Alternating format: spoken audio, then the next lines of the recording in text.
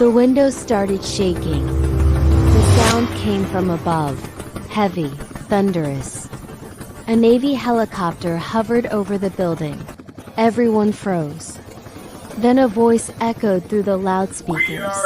Clear, calm, unavoidable. We are here for you. Please come outside immediately. Only then did I realize they were talking to me. I was still in my nurse scrubs, still standing there, being fired, in front of everyone. They didn't call the name my billionaire CEO knew. They called my secret name. And in that moment, my boss went pale. Because he realized two things at once. I wasn't who he fired. And he had just made the biggest mistake of his life. Tell me which country you're watching from. Your messages always make my day. And if you're not subscribed yet, join us. There's so much more coming. Now let's continue. Let me take you back to the beginning. Back to when I was still invisible. Back to when Alexander Kane had no idea who was working in his hospital. And back to the moment I thought I'd finally escape my past. I came to Washington, D.C. 7 years ago with a new name and a nursing degree. Lily Matthews. That's who I became. Clean slate.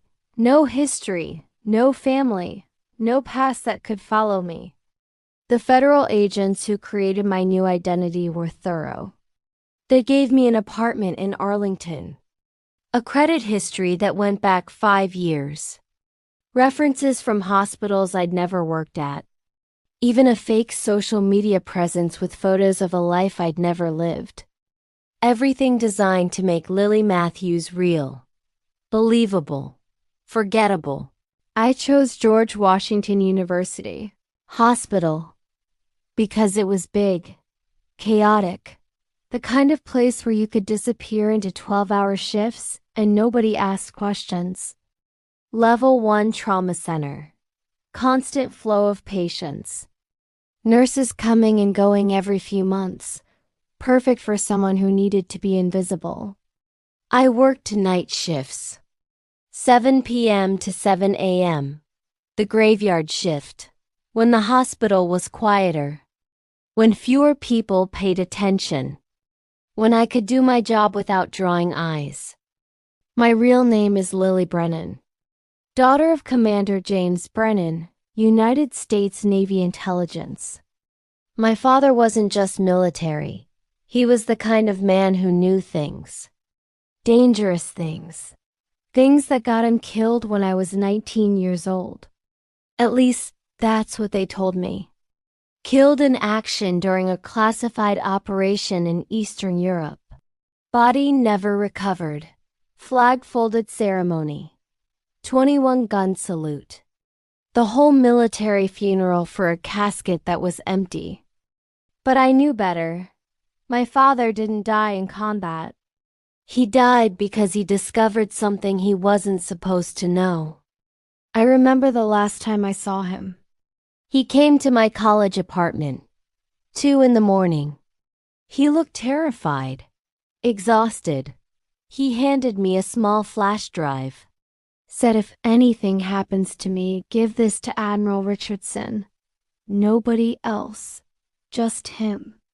I asked what was on it. He wouldn't say. Just kissed my forehead. Told me he loved me. And left. 3 days later, they told me he was dead.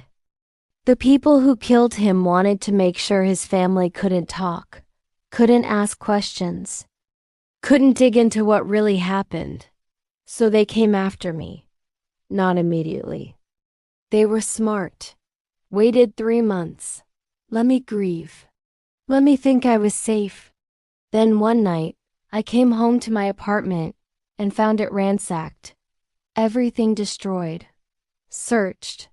And a note on my pillow. We know what he gave you. Give it back or join him. That's when the federal agents showed up. That's when I learned my father's death wasn't an accident. That's when everything changed. 3 months after they buried an empty casket, 2 men in dark suits showed up at my college apartment, federal agents. They told me my life was in danger, that the people who killed my father knew about me, that I needed to disappear. They gave me a choice: go into witness protection, change my name, leave everything behind, or take my chances. I was 19, terrified, alone, so I disappeared.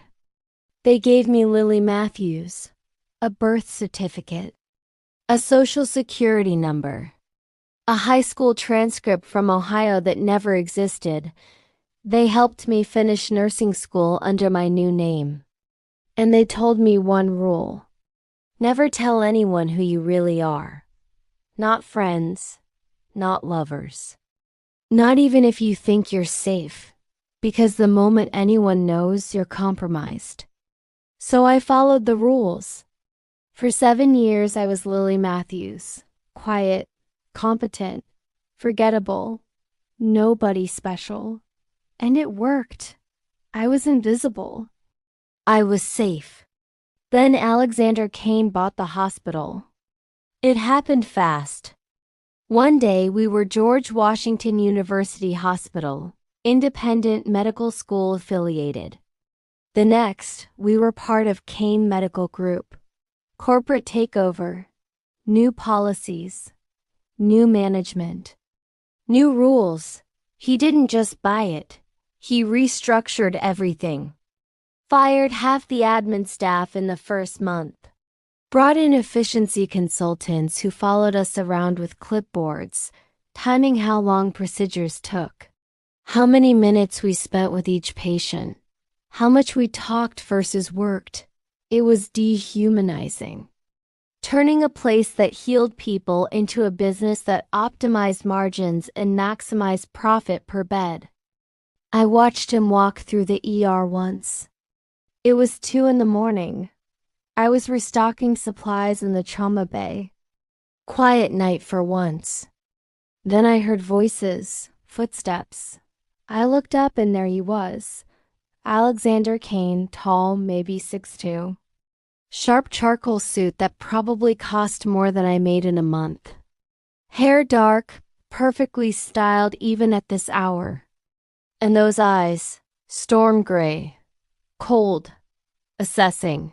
He was with 3 people, executive team.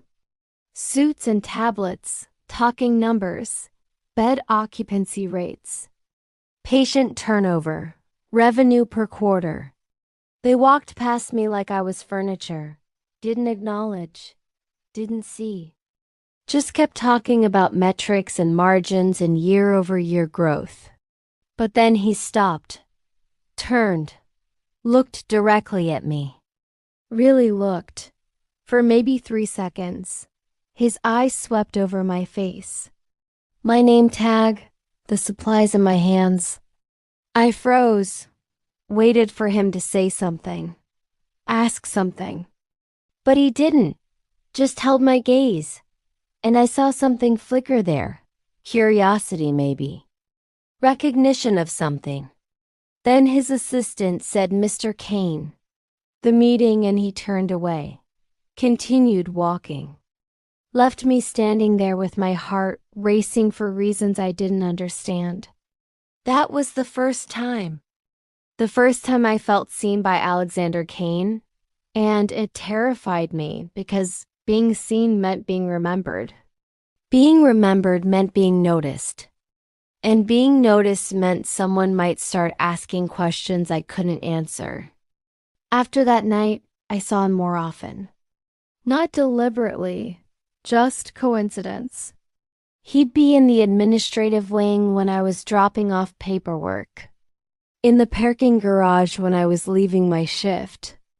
In the elevator when I was heading to the ICU. And every time there was a moment, a glance, a pause. Nothing overt, nothing I could point to and say he's watching me. But I felt it, that attention. And it scared me because I'd spent 7 years being invisible. And suddenly, I wasn't. Not to him. 3 months later, a patient died on my shift. Mrs. Chun, 72 years old, came in with chest pain. Cardiac arrest in the E. We did everything right. I was there. I watched. The attending physician called the code. We worked on her for 41 minutes. Chest compressions, defibrillation, every drug protocol, every intervention. But her heart wouldn't restart. Too much damage, too much time. She died. And her family was devastated. Her daughter screamed. Her son collapsed. It was horrible. The way every death in a hospital is horrible. But it happens. Despite our best efforts, despite everything we do, sometimes people die. That's medicine. That's life. We documented everything, filed the reports. The attending signed off. No errors, no negligence. Just tragedy. 2 days later, I was called to the administrative office. 5th floor. Corner office with floor-to-ceiling windows overlooking the city. I'd never been there before. Never had reason to be. I knocked. Heard a cold voice say enter. I walked in. Alexander Kane was there, standing by the window, hands in his pockets, looking out at Washington, D.C. like he owned it. He didn't turn around when I entered. Didn't acknowledge me for a full 30 seconds. Just stared out that window. Finally he spoke. There was an incident on your shift Tuesday night.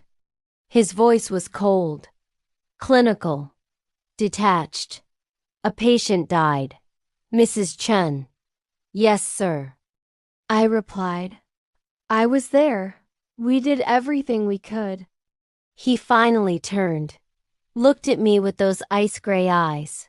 No warmth, no empathy. Just calculation. The family is threatening a lawsuit, malpractice, negligence, improper care. They're saying we didn't do enough, that someone made a mistake, and they want someone held accountable. I felt my stomach drop. We followed every protocol, sir. The attending physician can confirm. The code was run by the book. Everything was documented. He stepped closer. Slowly, deliberately. I don't care about protocols, Miss Matthews.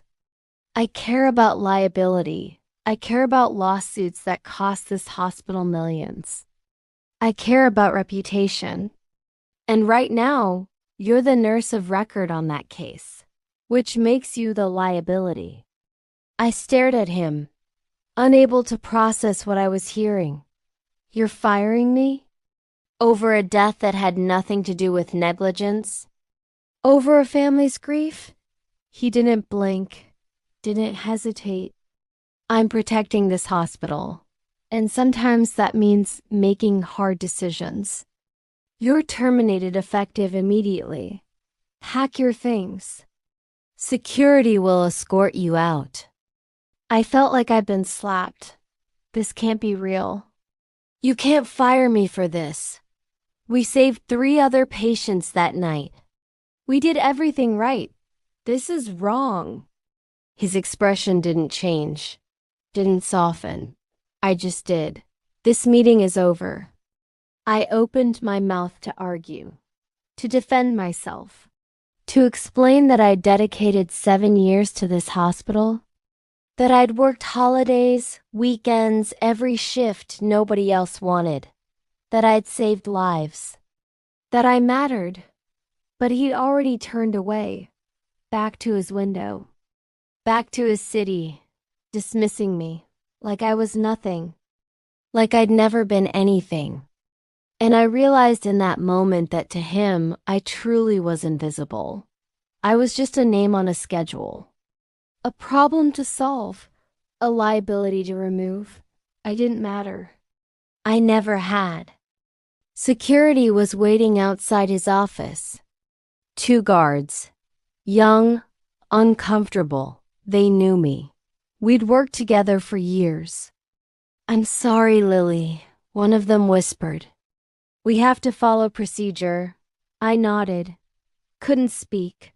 My throat was too tight. They walked me down to the main floor. Not quickly. Not discreetly. Slowly. Visibly. Past the nurse's station where my coworkers were. Past the waiting room where patients and families sat. Past the cafeteria where staff were eating lunch. Everyone stopped. Everyone stared. Whispered. Pointed. "That's Lily. She's being fired." What did she do? I heard she killed someone. I heard she made a mistake. I kept my eyes forward. Refused to cry. Refused to break. Not here. Not in front of everyone. Not in front of him. I was walking through the lobby. Security on either side of me. People staring. Whispering. That's when I heard it. The sound. Low at first, then growing. A deep, rhythmic thumping that rattled the windows. Everyone stopped, looked up. The sound got louder, closer, unmistakable. A helicopter. Directly above the hospital. The building shook. Ceiling tiles vibrated. Someone screamed. Then the loudspeaker crackled. A voice. Male. Calm. Authoritative. "We are here for Lieutenant Commander Lily Brennan. Please come outside immediately. This is not a drill." The world stopped. Every person in that lobby froze. Security dropped their hands from my arms. Patients in wheelchairs stared. Nurses gasped, and I felt my entire body go cold. They said my name. My real name. The name nobody here knew. The name I buried 7 years ago. The name that wasn't supposed to exist. I turned slowly. Alexander Kane was standing at the top of the stairs. He'd come out of his office. Probably to watch me get escorted out. To make sure the problem was handled. But now he was staring at me. Face white. Eyes wide. Mouth slightly open. Because he'd just heard something impossible. A Navy helicopter. Calling for someone named Brennan. Calling for me. And in that second, I watched him put it together. The confusion. The shock. The realization. He hadn't fired a nurse. He'd fired someone under federal protection. Someone the military was willing to send a helicopter for. Someone who was not at all who he thought she was. The loudspeaker crackled again. "Lieutenant Commander Brennan, we need you to exit the building now. Time sensitive." I looked around. Everyone was staring at me, waiting for me to move. To explain, to do something, but I couldn't speak. Couldn't think. Because this wasn't supposed to happen. I'd been careful. I'd followed every rule. How did they find me? Why now? And why did they use my real name in public? This wasn't protocol. This was exposure. The one thing I'd spent 7 years avoiding. I started walking, not toward the exit, toward Alexander. He was still standing there. Frozen. I stopped 3 feet away from him. Looked him in the eyes. "You have no idea what you just did." My voice was steady. Stronger than I felt. He didn't respond. Couldn't. I turned and walked toward the door. The helicopter was louder now. I could see it through the glass. A Navy Seahawk, hovering low over the parking lot. Rotor wash whipping trees and trash cans. A pilot visible in the cockpit. And 2 men in tactical gear on the ground. Waiting for me. I pushed through the doors. The wind hit me immediately. Hot. Violent. My scrubs whipped against my legs. My hair flew everywhere. The two men approached, both armed, both wearing insignias I recognized. Naval Criminal Investigative Service, NCIS. One of them spoke into a radio. Target acquired. Moving to secure. Target. They called me a target. The other one gestured toward a black SUV parked 20 feet away. Ma'am, we need to move. Now, I didn't argue, didn't ask questions. Because I knew what this meant. Someone found me. Someone dangerous. And now I was being extracted. They opened the SUV door. I climbed in. One agent got in beside me. The other in front. Driver already running. As soon as the doors closed, we moved. Fast. The helicopter lifted. Following us, I looked back through the rear window. The hospital was still visible. People crowded at the doors, watching, filming on phones. And standing alone at the entrance, not moving, was Alexander Kane. Staring after us, his face a mask of shock, of confusion, of something else I couldn't name. Then we turned a corner. And he was gone. The agent beside me spoke.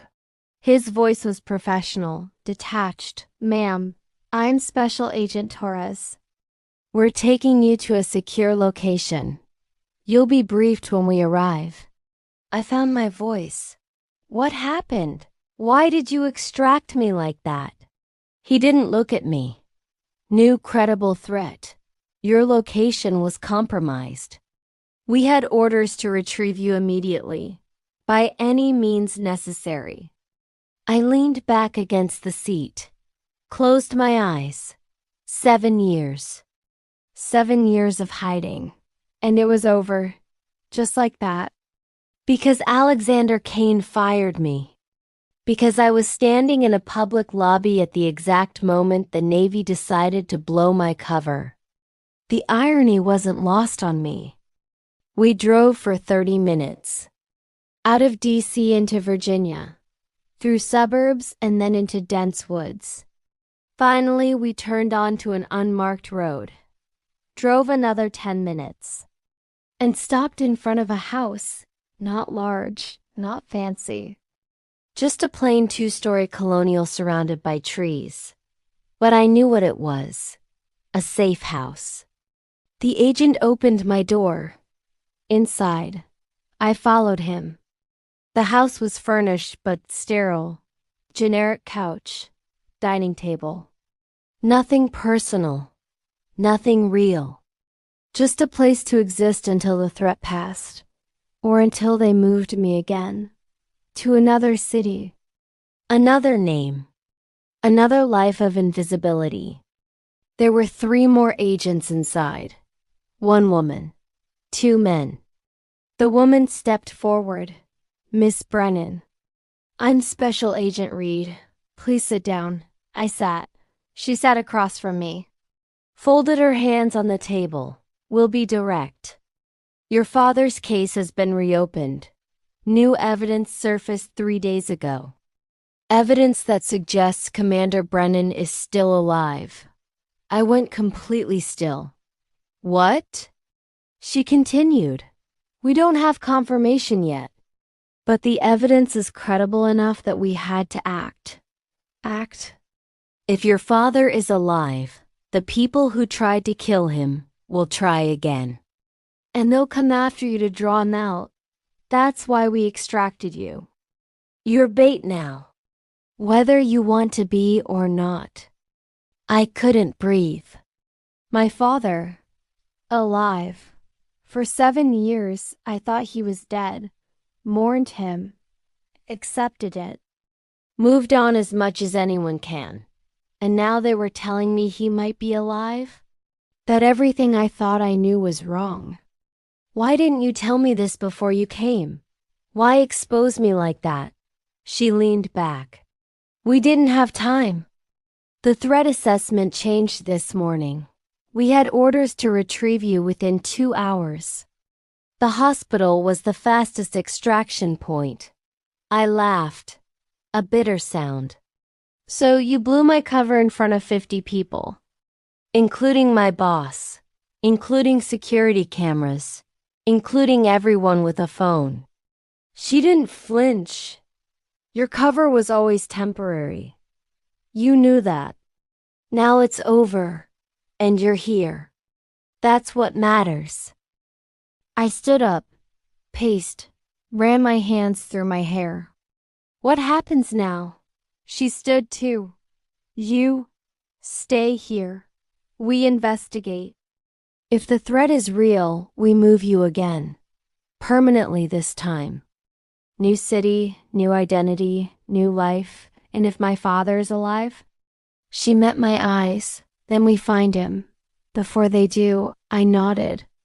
But I wasn't thinking about my father. I was thinking about Alexander Kane.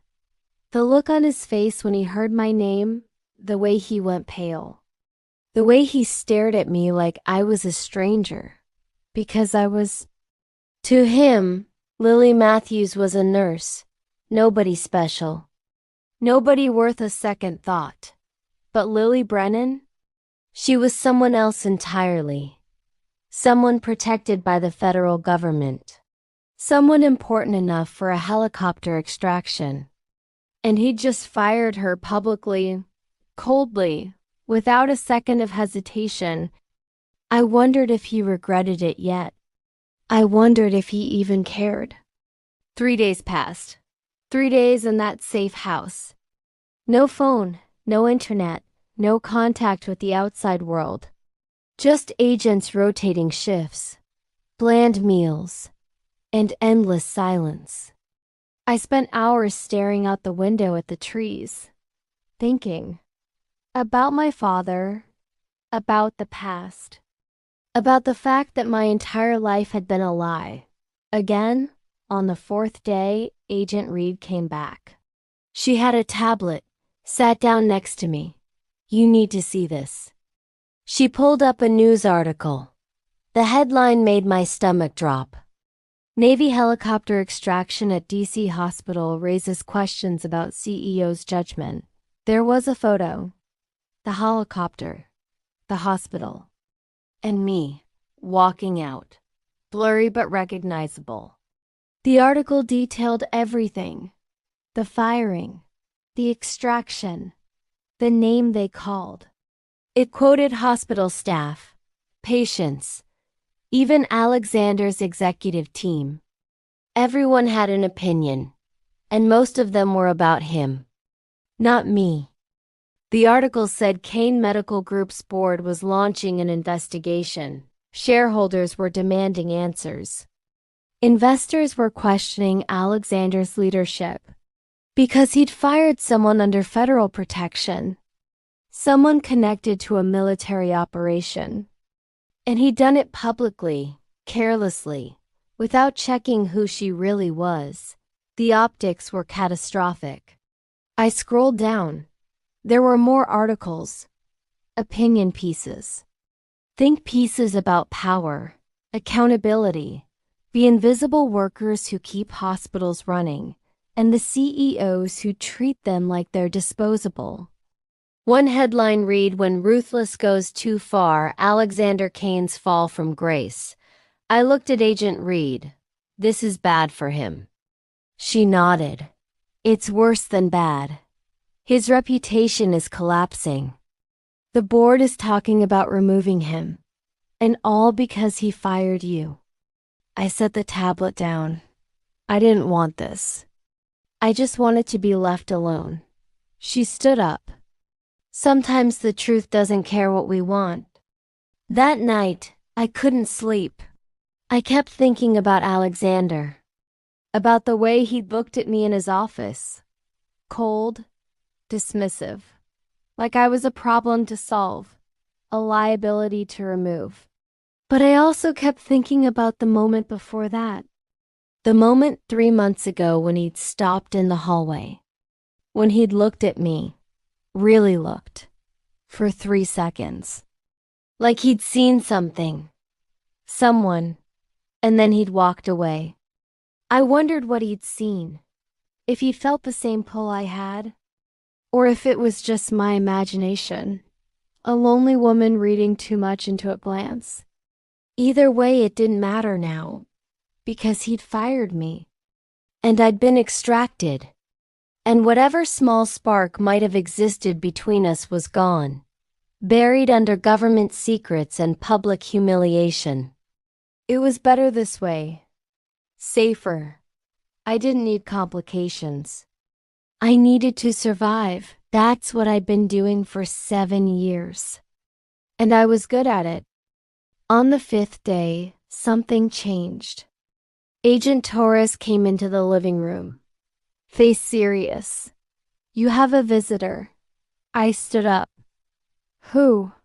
He stepped aside, and Alexander Kane walked in. He was wearing jeans, a plain white shirt, no suit, no tie. He looked exhausted, dark circles under his eyes, hair slightly messy. Like he hadn't slept in days. He stopped when he saw me. We stared at each other, neither of us speaking. Finally, Agent Torres cleared his throat. "You have 15 minutes. He left the room. But I knew he was just outside, listening, watching, making sure Alexander wasn't a threat. I crossed my arms. "How did you find me?" He took a step closer. "I have resources, contacts. I made calls, pulled favors. It took 3 days, but I found you." I shook my head. "You shouldn't be here. You need to leave." He didn't move. "Not until you listen to me." I waited. He took a breath. "I didn't know. I swear to you, I had no idea who you were, what you were hiding, why you were there. I just saw a nurse, a liability, a problem I needed to fix. And I handled it the way I always handle problems. Quickly, efficiently, without emotion." I looked away. "And now you know different. So what? You came here to apologize? Make yourself feel better?" He stepped even closer. "I came here because I haven't been able to think about anything else. Because the moment that helicopter landed, I realized I'd made a mistake. Not just professionally, personally. I fired someone I should have protected. Someone I should have seen." I met his eyes. "You didn't fire someone you should have protected. You fired someone you never bothered to know. There's a difference." He flinched. "You're right. I didn't know you." "I didn't try, and that's on me. But I'm trying now. I want to understand. I want to know who you are, why you were hiding, what you're running from." I shook my head. "It's classified. And even if it wasn't, I don't owe you anything. You made your choice. You chose to fire me, to humiliate me, to treat me like I was nothing. Now live with it." He ran a hand through his hair. Frustrated, desperate. "I know I don't deserve your forgiveness. I know I have no right to be here, but I'm asking anyway. Let me help. Let me protect you. Whatever you're facing, I have resources, money, connections. I can keep you safe." I laughed. A harsh sound. "I don't need your money. I don't need your protection. I have the entire US Navy doing that. What I needed was to not be fired, to not be humiliated, to not have my cover blown in front of 50 people because you couldn't be bothered to check who I was before you pulled the trigger." He went quiet, looked down. "I know." We stood there, silence heavy between us. Finally, he spoke again, his voice softer. Broken. "I see you now. And I can't unsee you. I don't know what that means. I don't know if it matters, but I needed you to know. I felt something crack in my chest, because I heard it. The honesty, the pain. This wasn't CEO Alexander Kane talking. This was just Alexander. A man who made a mistake and didn't know how to fix it, but it was too late. The damage was done. My cover was blown. My life was upended.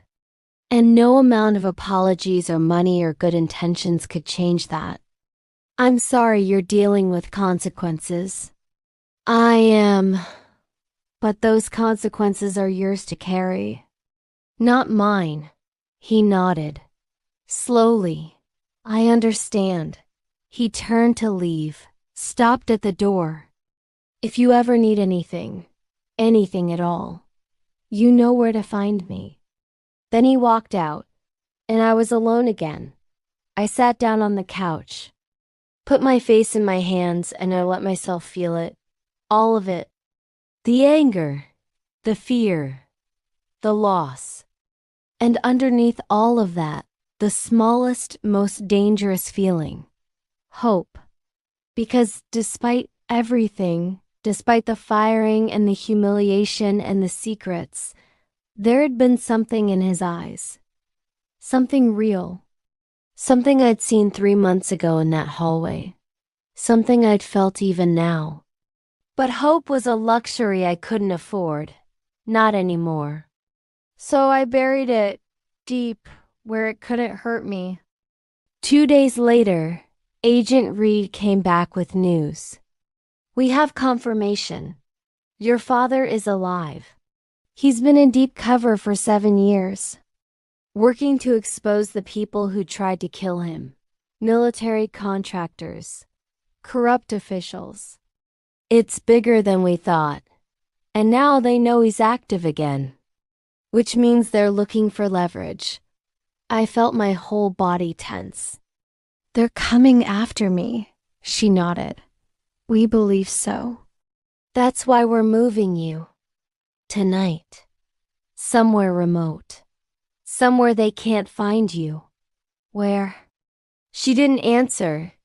That's classified. Even from you. I stood up. For how long? She met my eyes. Until it's over. One way or another. I thought about my life. 7 years as Lily Matthews. 7 years before that as Lily Brennan. 14 years of running, hiding, disappearing. And now I was doing it again. But this time felt different. This time I wasn't running from strangers. I was running toward something. Toward my father. Toward the truth. Toward whatever ending this story was going to have. That night they moved me. Another black SUV, another drive through dark woods. But this time we didn't stop at a safe house. We stopped at a private airfield. A small plane waiting. Agent Torres walked me to the steps. Miss Brennan. Good luck, I nodded. Climbed aboard. The plane took off 20 minutes later. I looked out the window at the lights of D.C. fading below. Somewhere down there was Alexander Kane, probably in his penthouse, probably dealing with board meetings, investor calls. Damage control. I wondered if he was thinking about me. If he regretted finding me at that safe house. If he wished he'd never walked into that administrative office and made the decision that changed both our lives. The plane leveled out. The flight attendant brought me water. Asked if I needed anything. I said no. Because what I needed couldn't be brought on a tray. What I needed was for the past to stay buried. For my father to stay hidden. For my life to go back to some version of normal, but normal was gone. And it wasn't coming back. We landed 6 hours later, I didn't know where. The windows were covered during descent. Agents met me on the tarmac. Drove me to another house. This one was different. Larger. more remote, surrounded by mountains, beautiful in a lonely way. Agent Reed was already there, waiting. Welcome to your new home. For now. I looked around. How long is for now? She shrugged. Depends on your father, on the investigation, on whether the threat is neutralized. Could be weeks, could be months. I nodded. And what do I do while I wait? She handed me a laptop. Restricted internet, monitored communication. But you can work if you want. Research, study, anything to keep busy. I took the laptop, opened it, stared at the blank screen, and I realized I had no idea what to do with myself. For 7 years I'd been Lily Matthews, nurse, invisible, competent. Now I was Lily Brennan again. Daughter of a man who was supposed to be dead. Protected witness. Target. I didn't know how to be her anymore. Didn't know if I ever really had. Weeks passed. I fell into a routine. Wake up. Coffee. Research. Meals brought by rotating agents. Long walks around the property under supervision. Sleep. Repeat. It was safe. Quiet. Suffocating. I read everything I could find about my father's case. What was public? What wasn't? The deeper I dug, the more I understood. My father hadn't just discovered corruption. He'd uncovered an entire network. Military contracts awarded to shell companies. Weapons deals. Money laundering. People in very high places were involved. And when he threatened to expose it, they tried to kill him. But he survived, went underground, and spent 7 years gathering evidence, building a case, waiting for the right moment to strike. That moment was now. And I was the bait that would draw out his enemies. I should have been angry, should have resented being used. But I wasn't. Because if this was what it took to stop the people who destroyed my family, then I'd do it. I'd be the bait. I'd be the target. I'd be whatever was needed. As long as it ended. One night, I was sitting on the porch, looking at the stars. Agent Torres came out, joined me. You doing okay? I shrugged. Define okay. He smiled. Fair. We sat in silence for a moment. Then he spoke. For what it's worth, you're handling this better than most people would. I looked at him. I've had practice. He nodded. Your file says you've been in protection since you were 19. That's a long time to live in hiding. I leaned back. Sometimes I forget what it's like to be real. To have a name people actually know. To exist without looking over my shoulder. He was quiet, then said something that surprised me. The CEO Kane, he's been calling, asking about you. I turned. What? Torres nodded. We don't answer. Can't give him information. But he calls, leaves messages, says he wants to help.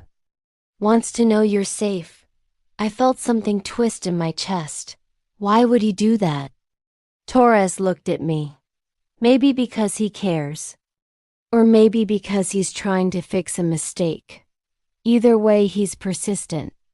I looked back at the stars. It doesn't matter.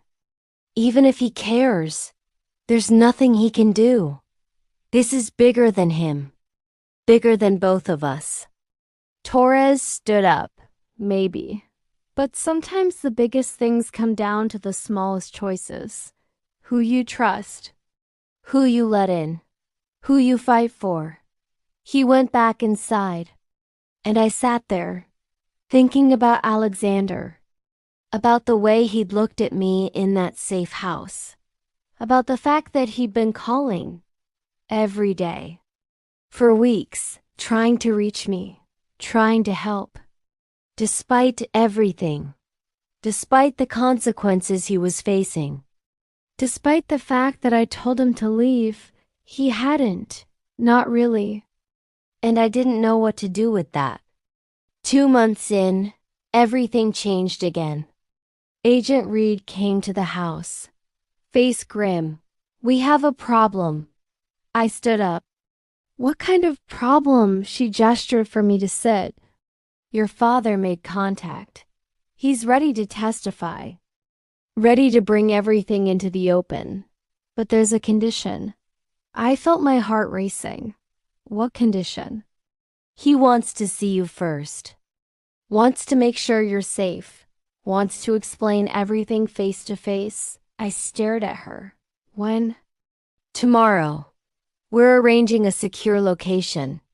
Neutral ground. You'll have a few hours. Then he goes into federal custody and the arrests begin." I couldn't breathe. After 7 years. After thinking he was dead. After all of this. I was going to see my father. "Are you ready for this?" Reed asked. I didn't know how to answer, because I wasn't sure what ready meant anymore. Ready to see him? Yes. Ready to forgive him for making me hide for 7 years? I didn't know. Ready to finally be free? God, I hoped so. I nodded. "I'm ready." She stood. "Good. We leave at dawn." The next morning, they put me in an SUV again. Drove for hours. Eventually, we pulled into an unmarked building. Military facility. Secure, heavily guarded. They walked me through checkpoints, metal detectors, ID verification. Finally, into a small conference room. Plain table. 4 chairs. One-way mirror. And sitting at the table, looking older but unmistakably him, was my father. Commander James Brennan. I stopped in the doorway. He stood up. Slowly. "Lily." His voice cracked. I couldn't move. Couldn't speak. 7 years of grief, of anger, of fear. All hitting me at once. He took a step forward. "I know I have no right to ask for forgiveness. I know what I put you through. But I need you to understand. I did this to protect you. If I'd stayed dead, you could have lived a normal life. But I couldn't let them win. Couldn't let them get away with it, so I stayed hidden. Gathered evidence. And I made you hide too. I'm sorry." "God, Lily, I'm so sorry." I felt tears falling. Hot. Angry. "I thought you were dead. I mourned you. I changed my whole life because of you. And you were alive this whole time." He nodded. "I was. And I hated every second of it. But I didn't have a choice. If they knew I was alive, they'd have come after you. Used you to get to me. This was the only way to keep you safe." I shook my head. Safe? I wasn't safe. I was alone. I was terrified. I spent 7 years looking over my shoulder, wondering if today was the day they'd find me. And you could have stopped that. You could have told me. He stepped closer. If I'd told you, you'd have been in more danger. Not less. Believe me, I wanted to every single day. But I couldn't risk it. I looked at him, really looked. He was older, grayer, tired, but he was my father. The man who taught me to ride a bike, who stayed up with me when I had nightmares, who promised he'd always protect me. And he had, in the only way he knew how, by disappearing. I crossed the room, hugged him, hard. He held me.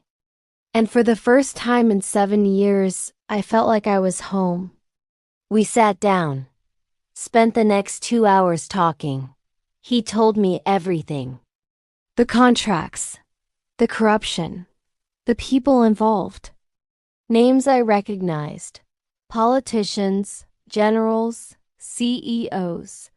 He told me about the evidence he'd gathered. Recordings, documents, testimony from whistleblowers. Enough to bring down dozens of people. Enough to finally make it stop. And he told me why now. Why after 7 years he was coming forward. Because they found him. Got too close. And he realized if he waited any longer, he'd be dead. For real this time. So he made a deal. Immunity in exchange for testimony. Protection for both of us. And a chance to finally end this. I listened. Processed. And finally asked the question that had been eating at me. What happens to me after this? Do I get to be Lily Brennan again? Or am I Lily Matthews forever? He looked at me. Sad. Honest. That's up to you. Once I testify, once the arrests happen, the threat should be gone. You'll be free to choose. But Lily, being free doesn't mean going back. It means going forward.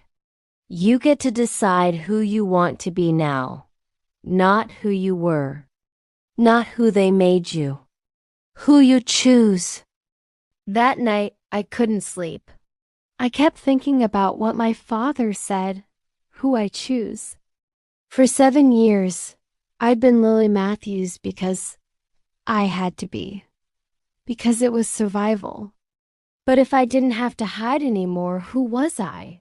Did I want to be Lily Brennan? The girl whose father was a hero and a fugitive? Or did I want to be someone else entirely? Someone new, someone free. I thought about Alexander, about the way he'd looked at me, about the calls Agent Torres mentioned, about the fact that despite everything, some part of me wanted to see him again. Wanted to know if what I'd felt was real or just loneliness. Just two broken people colliding at the worst possible time. I didn't have answers, but I knew one thing. When this was over, when the threat was gone and the trials were finished and I could finally breathe, I wasn't going to hide anymore. I was going to live. Loudly, visibly, authentically. And whoever couldn't handle that didn't deserve me. Including Alexander Kane. The next week was chaos. My father testified. Federal agents made arrests. The news exploded. Military corruption scandal. High-ranking officials indicted. Billions of dollars in illegal contracts exposed. And at the center of it all, Commander James Brennan. The man who'd been dead for 7 years. The man who brought them all down. I watched it unfold from the safe house. Saw my father on TV. Saw the headlines. Saw the world react. And I waited for the phone call that would tell me it was over. That I was free. That call came 3 days later. Agent Reed, smiling. It's done. The people who wanted you dead are in custody. The network is dismantled. You're safe now. For real this time. I felt something I hadn't felt in 7 years. Relief. Pure, complete, overwhelming. What happens now? I asked. She handed me a folder. New identity if you want it. Or you can reclaim Lily Brennan. Your choice. There's also this. She pulled out an envelope. It came for you. I took it. Looked at the front. No return address. I opened it. Inside was a single piece of paper. Handwritten. I know you're safe now. I know you probably don't want to hear from me. But I needed you to know something. I see you. I saw you then. I see you now. And I will spend the rest of my life regretting that I didn't see you sooner. If you ever want to talk. To yell. To tell me to go to hell. I'll be here. Alexander. I stared at the letter. Read it 3 times. And I felt that dangerous thing again. Hope. I spent 2 weeks deciding. 2 weeks thinking about who I wanted to be, what I wanted my life to look like. And finally, I made a choice. I was keeping my name, Lily Brennan, because that's who I was, who I'd always been, even when I was hiding. And I was going back to D.C. not to hide, not to disappear, but to live. I called Agent Reed, told her. She arranged everything: travel, documentation, security for the transition. And 1 week later, I was standing in Washington, D.C. again, not as Lily Matthews, as Lily Brennan, visible, real, free. I didn't call Alexander, didn't reach out, because I needed to do something first, something that had been building for 7 years. I called a press conference. Small, just a few reporters, and I told my story. Who I was, what I'd been through, why I'd hidden, and what it cost me. I talked about my father, about the sacrifice he made, about the 7 years we lost. And I talked about the day I was fired, about the humiliation, about the helicopter, about the moment my life exploded in front of 50 people. I didn't mention Alexander by name, but everyone knew. And at the end, I said something I needed the world to hear. I was invisible because I had to be, but I'm not invisible anymore. And I will never be invisible again, to anyone, for any reason. If you can't see me, that's your problem, not mine. The press conference went viral. Articles, opinion pieces, interviews. Everyone wanted to talk to me. But I said no to most of them, because I wasn't doing this for attention. I was doing it for me, for closure, for the freedom to finally exist without fear. 3 days after the press conference, there was a knock on my apartment door. I opened it. Alexander Kane was standing there, holding flowers, looking nervous. He cleared his throat. I saw your press conference. I nodded, and he met my eyes. And you were right. I didn't see you. I didn't even try. I treated you like you were disposable, like you didn't matter. And I was wrong. I've spent the last 3 months paying for that. The board removed me as CEO. Investors pulled funding. My reputation is destroyed, and I deserved all of it. I crossed my arms. So why are you here? He took a breath. Because losing everything made me realize what actually mattered. And what mattered was you. Not my company. Not my reputation. You, the woman I fired without looking at. The woman I should have protected. The woman I haven't been able to stop thinking about since the moment that helicopter landed. I stared at him. You're 3 months too late. He nodded. I know, but I'm here anyway. Because I don't want to be the man who gave up. I want to be the man who fought. Even if it's hopeless. Even if you never forgive me. I want you to know I tried. I felt tears burning. You humiliated me. Yes, you fired me without cause. Yes, you treated me like I was nothing. Yes, and I can never undo that. But I can spend every day proving that I see you now, that I value you. That I will never make that mistake again. I looked at the flowers in his hand. Peonies. My favorite. How did you know? He smiled. Sad. Hopeful. I asked your coworkers. Turns out you mentioned it once. 2 years ago. To a nurse I tracked down and called. Because I wanted to know everything about you. everything I missed, everything I was too blind to see. I took the flowers, set them on the table, and looked at him. This doesn't fix anything. He nodded. I know. This doesn't mean I forgive you. I know. This doesn't mean we're okay. I know. He stepped closer, but maybe it's a start. I searched his eyes, looking for the lie, the angle, the control. But all I saw was honesty and regret, and something that looked like hope. I took a breath. If we do this, if I even consider letting you into my life, you need to understand something. I'm not Lily Matthews. I'm not invisible. I'm not quiet. I'm Lily Brennan, and I will never shrink myself for anyone ever again. He smiled. Good, because I don't want you to. I stepped closer. You're not my boss anymore. No, you're not in control. No, if this is going to work, we're equals. Always. He reached out, touched my face.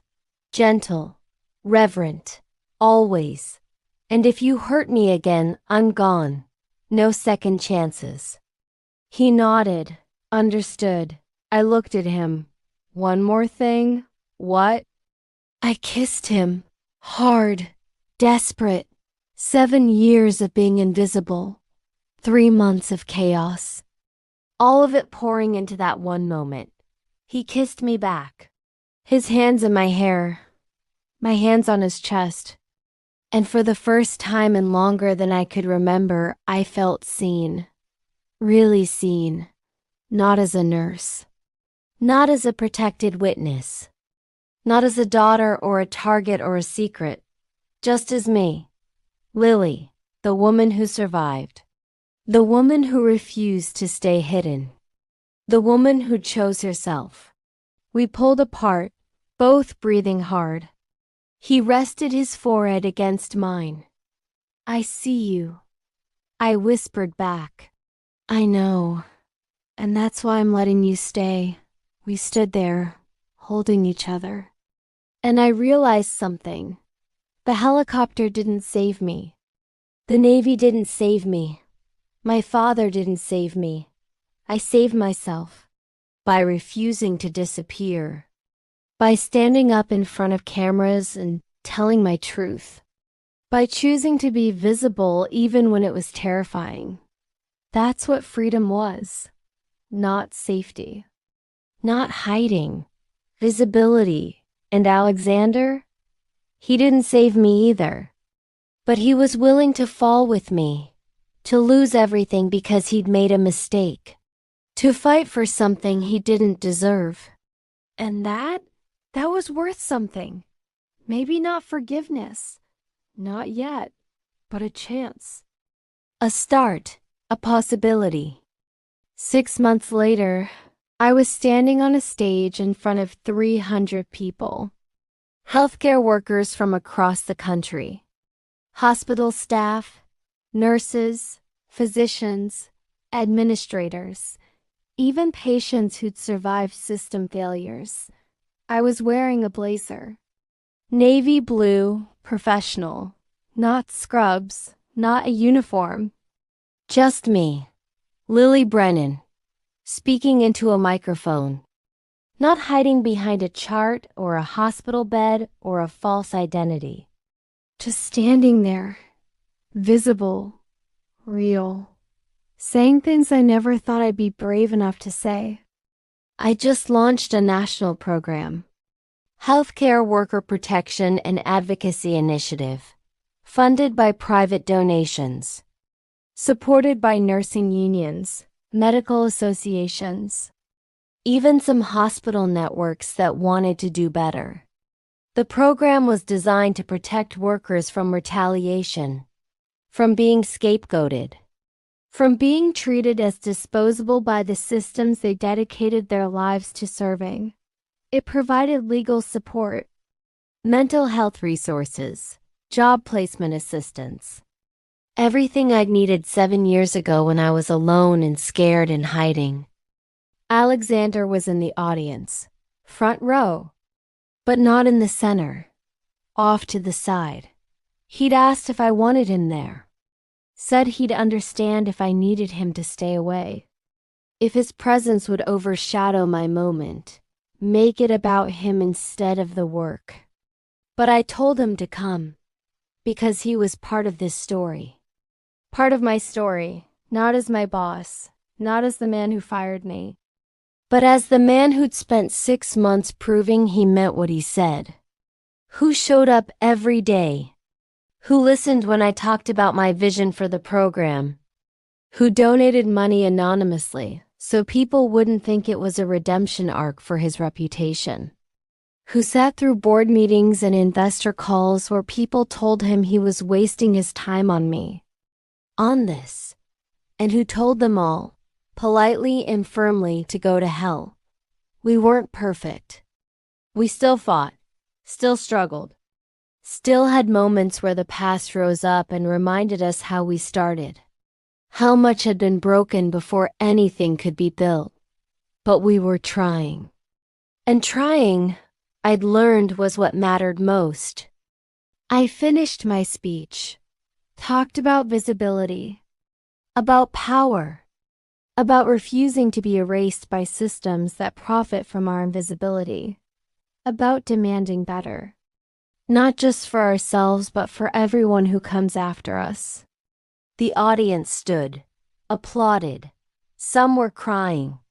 I saw nurses I'd worked with, people who'd been there the day I was escorted out, people who'd whispered and pointed and wondered what I'd done wrong. Now they were clapping, understanding, seeing me not as the fired nurse, but as someone who'd turned humiliation into purpose, pain into power. And I looked at Alexander. He was smiling, proud, not of himself, of me. His eyes were bright, emotional, and I knew without him saying anything that he understood. This moment, this program, this wasn't about forgiveness or redemption or making up for the past. This was about building something that mattered, something bigger than both of us, something that would outlast us. And he was grateful to be part of it, even from the side, even in the shadows. That's how I knew he'd changed. The old Alexander Kane would have demanded center stage, would have wanted credit, recognition, control. But this Alexander, he was content to watch, to support, to let me shine. And that meant everything. After the event, we walked through the city. It was October, cool air, leaves turning gold and red. The sun was setting, painting the monuments in amber light. We walked past the Lincoln Memorial, down along the Potomac. No destination. Just walking, holding hands, being together. Finally, we stopped at a bench. Sat down, watched the water. You were incredible up there, he said quietly. I leaned against him. I meant every word. He squeezed my hand. I know you did. That's what makes you incredible. You don't just talk about change, you create it. We sat in silence, comfortable, easy. The kind of silence that only comes when two people have survived something together. When they've seen each other at their worst and chose to stay anyway. Finally, I spoke. Do you ever regret it? Finding me? Fighting for this? Fighting for us? He turned, looked at me with those gray eyes that weren't cold anymore. Hadn't been for months. Every day. My heart dropped. But not for the reasons you think, he continued. I regret that I didn't see you sooner. That I was so focused on numbers and brojans and growth that I forgot people aren't metrics, that I wasted time being blind. That I hurt you in ways I can never fully undo. That I'd had to lose everything before I learned what actually mattered. But fighting for you, for us, for the chance to be better? I've never regretted that. Not once, not even on the worst days when the board was voting to remove me or investors were pulling funding or my name was being dragged through every news outlet in the country. Because all of that was the price of my mistakes. And you were worth paying it. I felt tears sliding down my face. He wiped them gently. You okay? I nodded. I'm better than okay. I'm free. He smiled. Good. Because you deserve to be free. You always did. A year later, I was standing in my father's living room. He'd been released from protective custody 8 months prior. The trials were over. Testimony complete. Guilty verdicts handed down for 12 high-ranking officials. 7 military contractors. Dozens of people across the network. The corruption my father had uncovered had been fully exposed. Justice delayed but delivered. He was free now. Really free. Not hiding, not running. Just living. He'd bought a small house in McLean, Virginia. 30 minutes outside D.C., close enough to visit. Far enough for the privacy he'd craved for years. We'd spent the year rebuilding our relationship. Slowly, carefully, honestly. There was hurt. So much hurt. Years of distance and secrets and missed moments. I'd missed my entire 20s with him. Missed college graduation. Missed first apartments and first jobs and all the small milestones that make up a life. He'd missed them too. And we both carried that loss. But we were here now, together, trying to make up for lost time. Trying to forgive each other for the choices we'd made to survive. He looked at me now. Smiled in that way fathers do when they're proud, but trying not to be too obvious about it. You look happy, Lily. I am, I said. He nodded toward Alexander, who was in the kitchen making coffee. Talking to Agent Reed, who'd stopped by with updates on the final trials. He's good for you. That Kane guy. I smiled. He is. Better than I thought he'd be. Better than I probably deserve. My father's expression turned serious. Don't say that. You deserve everything good. Everything you fought for. He stepped closer, lowered his voice. You know I had him investigated, right? I laughed. Of course you did. You're military intelligence. It's what you do. And? What did you find? He smiled slightly. He's clean. More than that. He's genuinely trying to be better. Not for show, not for reputation. For you. His financials show he donated over $2 million to your program. Anonymously. He stepped down from 2 boards to make time for the work you're building together. He sees a therapist twice a week to deal with his control issues. And my father paused. Every single person I spoke to in the last 6 months said the same thing. He talks about you like you're the only thing that matters, like he still can't believe you gave him a chance. And that, Lily, is someone who knows how lucky he is. I felt my chest tighten with emotion. Thank you. For what? For coming back. For testifying. For risking everything so I could be free. For being my father even when you couldn't be near me. He pulled me into a hug. You gave yourself that freedom. I just helped to clear the path, but I'm proud of you, of who you've become. Of the woman you are. He pulled back, looked at me. Your mother would be proud too. I felt tears fall. Hot and grateful. I miss her. Every day. I know. Me too. But she's here. He tapped my chest gently. In you. In your strength. In your refusal to give up. She'd be so damn proud. The final moment came on a cold December night. Alexander and I were in his apartment, not the penthouse. He'd sold that, downsized, started over. We were sitting by the window, looking out at the city. He turned to me. I have something to tell you. I looked at him. Okay. He took a breath. I got an offer. To run a new hospital network. Non-profit. Focus on underserved communities. Better pay for staff. Better conditions for workers. Everything I should have been doing from the start. I felt my heart swell. Alexander, that's amazing. He nodded. It is. But I wanted to ask you something first, before I accept. What? He took my hand. Would you consider working with me? Not for me. With me. As a partner. We could build something better. Something that actually helps people. I stared at him. You want me to help you run a hospital network? He smiled. I want you to help me build something that matters. Something that sees people. All people.